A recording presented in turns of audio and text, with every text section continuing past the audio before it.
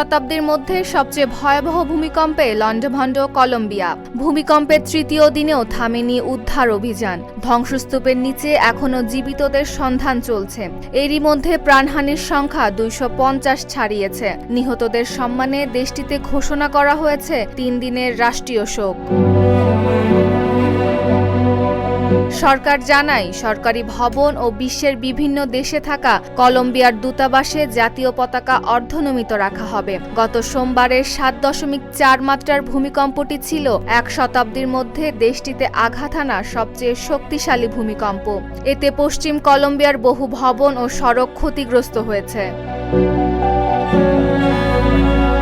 সরকারি হিসাবে ভূমিকম্পে আহত হয়েছেন 2595 জন। সবচেয়ে ক্ষতিগ্রস্ত হয়েছে কালি, পেরেইরা, মানিজালেস ও কুইবদো শহর। রাতভর সেখানে উদ্ধার অভিযান চালানো হয়েছে। ক্রেন, ভারী যন্ত্রপাতি ও প্রশিক্ষিত কুকুরের পাশাপাশি স্থানীয় স্বেচ্ছাসেবকরাও হাতে হাতে ধ্বংসাবশেষ সরিয়ে জীবিতদের খুঁজছেন।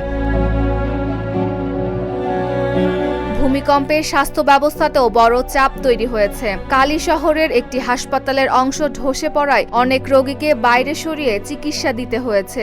এদিকে ক্ষতিগ্রস্তদের সহায়তায় এগিয়ে এসেছেন হাজারো মানুষ।